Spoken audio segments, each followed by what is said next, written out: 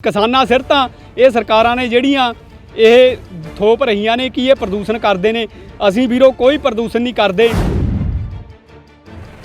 ਜਿਹੜਾ ਪ੍ਰਕੋਪ ਚੱਲ ਰਿਹਾ ਇਹਨੂੰ ਧੂਆਂ ਹਟਾਊਗਾ, ਪਰ 2 ਮਹੀਨੇ ਬਾਅਦ ਚ ਵੀ ਸਾਡੇ ਖੇਤਾਂ ਦੇ ਵਿੱਚ ਆ ਕੇ ਦੇਖਿਓ, ਜਿਹੜੀ ਇਹ ਕਹਿੰਦੇ ਨੇ ਵੀ ਪ੍ਰਦੂਸ਼ਣ ਨੂੰ ਖਰਾਬ ਕਰਦੇ ਨੇ, ਹਰਿਆਲੀ ਹੋਊਗੀ। ਕਿਸਾਨਾਂ ਦੀਆਂ ਸਰੀਰ ਦੇ ਲਵੋ, ਕਿਸਾਨਾਂ ਦੀਆਂ ਅੱਖਾਂ ਦੇ ਲਵੋ, ਕਿਸਾਨਾਂ ਦੀਆਂ ਨਹਾਸਾਂ ਲਵੋ ਖਹਿੰਦਾ ਹੋਇਆ ਧੂਆਂ ਜਾਂਦਾ। ਇਹ ਦਿੱਲੀ ਕਿਸੇ ਦੇ ਬਾਪ ਦੀ ਨਹੀਂ ਹੈਗੀ ਜਿਹੜੇ ਕਹਿੰਦੇ ਨੇ ਸਾਡੇ ਅੱਖਾਂ 'ਚ ਪੈਂਦਾ। ਸਭ ਤੋਂ ਪਹਿਲਾਂ ਇਹ ਕਿਸਾਨਾਂ ਦੇ ਅੱਖਾਂ 'ਚ ਪੈਂਦਾ। ਕਿਸਾਨ ਇਹਨੂੰ ਅੱਗ ਲਾਉਂਦੇ ਨੇ, ਕਿਸਾਨ ਇਹਨੂੰ ਵਾਹੁੰਦੇ ਨੇ। ਪਰਾਲੀ ਤੋਂ ਤੇਲ ਬਣਦਾ, ਲਿਕੜ ਦਾ, ਪਰਾਲੀ ਦੇ ਵਿੱਚੋਂ ਕੱਚਾ ਕੋਲਾ ਤਿਆਰ ਹੁੰਦਾ, ਪਰਾਲੀ ਤੋਂ ਲੱਕੜ ਤਿਆਰ ਹੁੰਦੀ ਆ, ਪਰਾਲੀ ਤੋਂ ਪਲਾਈਆਂ ਤਿਆਰ ਹੁੰਦੀਆਂ ਨੇ। ਪਰ ਸਰਕਾਰਾਂ ਇਹ ਕਰਨਾ ਨਹੀਂ ਚਾਹੁੰਦੀਆਂ ਕਿਉਂਕਿ ਇਹਦਾ ਸਿੱਧਾ ਬੈਨੀਫਿਟ ਕਿਸਾਨ ਨੂੰ ਆ। ਜਿਹੜਾ ਇਹ ਕਿਸਾਨ ਇੱਕ ਪਾਸੇ ਮਹਿੰਗੀ ਮਸ਼ੀਨਰੀ ਖਰੀਦ ਰਹੇ ਨੇ, ਸਾਡਾ ਤਾਂ ਇਹੀ ਸੰਦੇਸ਼ ਆ ਕਿ ਵੀਰੋ ਸਰਕਾਰਾਂ ਦੇ ਗੈਲ ਲੱਗ ਕੇ ਕਰਜ਼ਈ ਨਾ ਹੋਵੋ ਜਿਸ ਤਰ੍ਹਾਂ ਅਸੀਂ ਕਰਜ਼ਈ ਹੋਇਆ। ਕੋਈ ਮਹਿੰਗੀ ਮਸ਼ੀਨਰੀ ਲੈਣ ਦੀ ਲੋੜ ਨਹੀਂ। ਅੱਗ ਲਾਓ ਔਰ ਆਪਦੇ ਖੇਤ ਨੂੰ ਵਿਹਲਾ ਕਰੋ। ਔਰ ਉਸ ਟਾਈਮ ਤੀ ਲੈ ਕੇ ਅਸੀਂ ਜਥੇਬੰਦੀ ਉਗਰਾਹਾਂ ਦੇ ਨਾਲ ਜੁੜੇ ਹੋਏ ਹਾਂ ਅਤੇ ਲੋਕਾਂ ਦੇ ਨਾਲ ਅਸੀਂ ਖੇਤਾਂ ਦੇ ਵਿੱਚ ਜਾ ਕੇ ਡਟ ਕੇ ਅੱਗ ਲਵਾਵਾਂਗੇ। ਅਫਸਰਾਂ ਨੇ ਕਿਤੇ ਕੋਈ ਸੁਣਵਾਈ ਨਹੀਂ ਹੋਈ। ਕਹਿੰਦੇ ਤੇ ਹਾਂ ਵੀ ਪੈਸਾ ਮਿਲੂਗਾ ਤੁਹਾਡਾ, ਪਰ ਮਿਲੂਗਾ ਕਦੋਂ, ਕਿਸ ਤਰੀਕੇ ਨਾਲ ਮਿਲੂਗਾ ਉਹ ਤਾਂ ਜਾਂ ਉਹ ਜਾਣਦੇ ਨੇ ਜਾਂ ਉਹਨਾਂ ਦੀ ਮਿਲੀ ਭੁਗਤੀ ਵੱਡੇ ਕਾਰਪੋਰੇਟ ਘਰਾਣਿਆਂ ਨਾਲ। ਕਿਉਂਕਿ ਕਾਰਪੋਰੇਟ ਘਰਾਣਿਆਂ ਦੀ ਪਲਾਟ ਤੀ ਜਿਨ੍ਹਾਂ ਨਾਲ ਅੱਜ ਸਾਡੀ ਲੜਾਈ ਹੈ।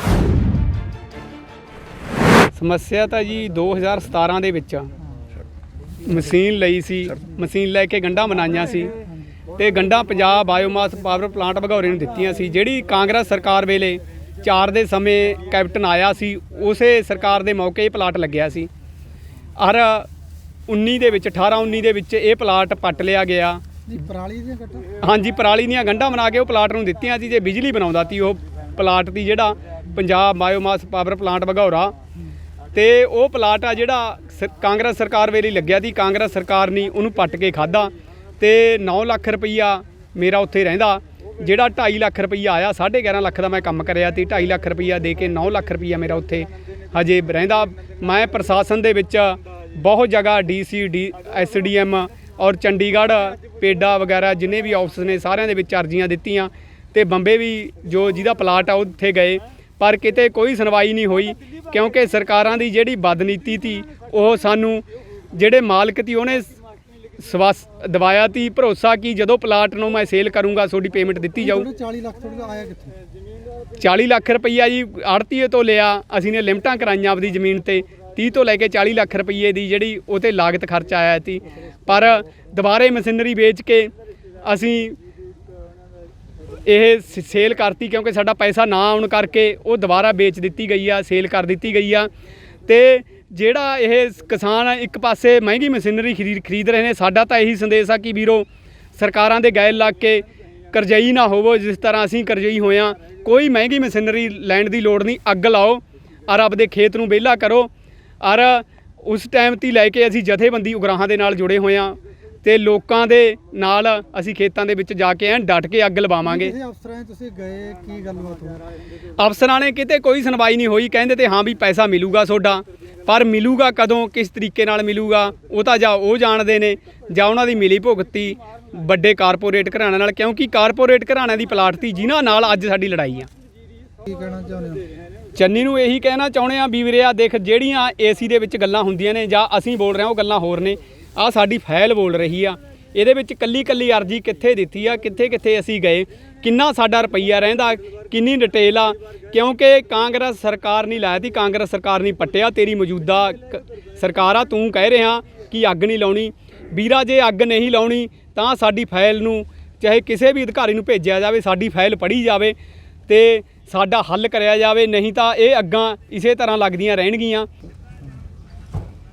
ਹਾਂਜੀ, ਇਹ ਪਲਾਟ ਆ ਜਿਹੜਾ ਇਹਨੂੰ ਪੱਟਣ ਦੇ ਵਿੱਚ ਜਿਹੜੇ ਵੌਲਵ ਨੇ, ਸਾਧੂ ਧਰਮਜੋਤ ਜੋ ਨਾਭੇ ਦਾ ਮੰਤਰੀ ਆ, ਮਦਨ ਲਾਲ ਜਲਾਲਪੁਰ ਜੋ ਘਨੌਰ ਹਲਕੇ ਦਾ ਮੰਤਰੀ ਆ, ਔਰ ਮਹਾਰਾਣੀ, ਇਹਨਾਂ ਦੀ ਆਪਸ ਵਿੱਚ ਝੜਪ ਪਈ ਆ 19 ਦੇ ਵਿੱਚ। ਜਦੋਂ ਇਹਨੇ ਕੁਛ MLA ਪਰਾਂ ਕਰ ਲਏ ਸੀ, PTC ਨਿਊਜ਼ 'ਤੇ ਖਬਰ ਵੀ ਆਈ ਸੀ ਕਿ ਮਦਨ ਲਾਲ ਜਲਾਲਪੁਰ ਨੇ ਕੁਛ MLA ਪਰਾਂ ਕਰ ਲਏ। ਉਹ ਇਹ ਪਲਾਟ ਨੂੰ ਲੈ ਕੇ ਲੜਾਈ ਤੀ। ਉਹ ਮੇਨ ਖਬਰ ਆ ਜਿਹੜੀ ਉਹ ਤਾਂ ਦਿਖਾਈ ਨਹੀਂ ਗਈ, ਵੀ ਇਹ ਜਿਹੜੀ ਖਬਰ ਤੀ ਉਹ ਪਲਾਟ ਨੂੰ ਲੈ ਕੇ ਲੜਾਈ ਤੀ। ਸਾਧੂ ਸਿੰਘ ਤਾਂ ਕਹਿੰਦੀ ਮੈਂ ਇਕੱਲਾ ਖਾ ਜਾਂ, ਮਦਨ ਲਾਲ ਜਲਾਲਪੁਰ ਕਹਿੰਦੀ ਮੇਰੇ ਹਲਕੇ ਦੇ ਵਿੱਚ ਆ ਮੈਂ ਖਾਵਾਂ। ਪਰ ਅਰਬਾਂ ਖਰਬਾਂ ਦੀ ਮਸ਼ੀਨਰੀ ਜਿਹੜੀ ਇਹਨਾਂ ਨੇ ਪੱਟ ਕੇ ਪਰਾਂ ਕਰੀ ਆ, ਚਾਹੇ ਉਹ ਪਰਾਂ ਕਰੀ ਆ ਚਾਹੇ ਵੇਚੀ ਆ, ਸੱਤਾ ਦੇ ਨਸ਼ੇ ਦੇ ਵਿੱਚ ਜਿਹੜੀ ਮਸ਼ੀਨਰੀ ਅਰਬਾਂ ਖਰਬਾਂ ਦੀ ਪੱਟੀ ਆ। ਜਿਹੜੀ ਸਾਨੂੰ ਆਸ ਤੀ ਵੀ ਕੱਲ੍ਹ ਨੂੰ ਕੋਈ ਅੱਜ ਪਲਾਟ ਖੜਾ, ਕੱਲ੍ਹ ਨੂੰ ਕੋਈ ਇਹਨੂੰ ਚਲਾਊਗਾ, ਜੇ ਕੋਈ ਖਰੀਦੂਗਾ ਤਾਂ ਪਹਿਲਾਂ ਪੈਸੇ ਸਾਡੇ ਦਿੱਤੇ ਜਾਣਗੇ ਔਰ ਦੁਬਾਰੇ ਕੰਮ ਕਰਦੇ ਹੋਵਾਂਗੇ ਅਸੀਂ ਇਹ ਪਲਾਟ ਦੇ ਵਿੱਚ। ਪਰ 19 ਦੇ ਵਿੱਚ ਇਹਦੀ ਮਸ਼ੀਨਰੀ ਆ ਜਿਹੜੀ ਉਹ ਪੱਟੀ ਆ ਮਹਾਰਾਣੀ, ਇਹਦੇ ਵਿੱਚ ਬੌਲਵਾ ਮਹਾਰਾਣੀ ਨੇ ਇਹਨਾਂ ਦਾ ਟਾਈ ਅਪ ਕਰਾਇਆ। ਇਹ ਮਿਲੀ ਭੁਗਤ ਦੇ ਨਾਲ ਪਲਾਟ ਪੱਟਿਆ ਗਿਆ। ਕਾਂਗਰਸ ਮੌਜੂਦਾ ਸਰਕਾਰ ਦੇ ਵਿੱਚ ਇਹ ਪਲਾਟ ਪੱਟਿਆ ਗਿਆ।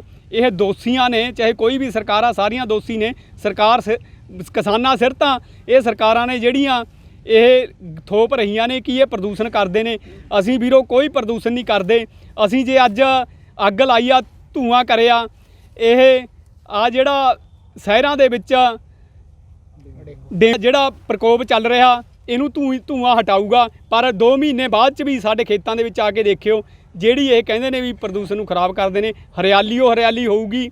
ਇਹ ਜਿਹੜੇ ਕੋਠੀਆਂ ਦੇ ਵਿੱਚ, ਮਹਿਲਾਂ ਦੇ ਵਿੱਚ ਜਾਂ ਏਸੀ ਕਮਰਿਆਂ ਦੇ ਵਿੱਚ ਬਹਿ ਕੇ ਕਹਿੰਦੇ ਨੇ, ਇਹ ਜਿਹੜੇ ਕਿਸਾਨ ਨੇ, ਕਿਸਾਨਾਂ ਦੀਆਂ ਸਰੀਰ ਦੇ ਲਵੋਂ, ਕਿਸਾਨਾਂ ਦੀਆਂ ਅੱਖਾਂ ਦੇ ਲਵੋਂ, ਕਿਸਾਨਾਂ ਦੀਆਂ ਨਾਸਾਂ ਲਵੋਂ ਖਹਿੰਦਾ ਹੋਇਆ ਧੂੰਆਂ ਜਾਂਦਾ। ਇਹ ਦਿੱਲੀ ਕਿਸੇ ਦੇ ਬਾਪ ਦੀ ਨਹੀਂ ਹੈਗੀ। ਜਿਹੜੇ ਕਹਿੰਦੇ ਨੇ ਸਾਡੇ ਅੱਖਾਂ 'ਚ ਪੈਂਦਾ, ਸਭ ਤੋਂ ਪਹਿਲਾਂ ਇਹ ਕਿਸਾਨਾਂ ਦੇ ਅੱਖਾਂ 'ਚ ਪੈਂਦਾ। ਕਿਸਾਨ ਇਹਨੂੰ ਅੱਗ ਲਾਉਂਦੇ ਨੇ, ਕਿਸਾਨ ਇਹਨੂੰ ਵਾਹੁੰਦੇ ਨੇ। ਪਰ ਜੇ ਉਹਨਾਂ ਦੇ ਅੱਖਾਂ ਦੇ ਵਿੱਚ ਧੂੰਆਂ ਪੈਂਦਾ, ਉਹਨਾਂ ਦੇ ਮੂੰਹ ਦੇ ਵਿੱਚ ਇਹ ਕਿਸਾਨ ਅਨਾਜ ਵੀ ਪਾਉਂਦੇ ਨੇ, ਚਾਹੇ ਉਹ ਕਣਕ ਦੇ ਰੂਪ 'ਚ ਹੋਵੇ, ਚਾਹੇ ਉਹ ਧਾਨ ਦੇ ਰੂਪ 'ਚ ਹੋਵੇ। ਅਸੀਂ ਚੰਗਾ ਚੋਖਾ ਨਹੀਂ ਖਾਣਾ, ਪਰ ਇਹਦੀ ਰਹਿੰਦ ਖੂੰਹਦ ਆ ਜਿਹੜੀ ਮੈਂ ਦੱਸਾਂ ਕਿ ਪਰਾਲੀ ਤੋਂ ਸੈਂਕੜੇ ਚੀਜ਼ਾਂ ਬਣਦੀਆਂ ਨੇ। ਪਰਾਲੀ ਤੋਂ ਵਾਜੂ ਗੈਸ ਆ ਜਿਹੜੀ ਉਹ ਲਿਕੜ ਦੀ ਆ 15 ਤੋਂ 20 ਹਜ਼ਾਰ ਦੀ। ਪਰਾਲੀ ਤੋਂ ਤੇਲ ਬਣਦਾ ਲਿਕੜ ਦਾ, ਪਰਾਲੀ ਦੇ ਵਿੱਚੋਂ ਕੱਚਾ ਕੋਲਾ ਤਿਆਰ ਹੁੰਦਾ, ਪਰਾਲੀ ਤੋਂ ਲੱਕੜ ਤਿਆਰ ਹੁੰਦੀ ਆ, ਪਰਾਲੀ ਤੋਂ ਪਲਾਈਆਂ ਤਿਆਰ ਹੁੰਦੀਆਂ ਨੇ। ਪਰ ਸਰਕਾਰਾਂ ਇਹ ਕਰਨਾ ਨਹੀਂ ਚਾਹੁੰਦੀਆਂ ਕਿਉਂਕਿ ਇਹਦਾ ਸਿੱਧਾ ਬੈਨੀਫਿਟ ਕਿਸਾਨ ਨੂੰ ਆ। ਸਾਨੂੰ ਇਹੋ ਜਿਹੀ ਸਾਡੀ ਬੁੱਧੀ ਬਣਾਤੀ, ਸਾਡਾ ਖਣਿਜਾ ਪਰਾਲੀ, ਸਾਨੂੰ ਸ਼ੌਂਕ ਨਹੀਂ ਕੋਈ ਅੱਗ ਲਾਉਣ ਦਾ।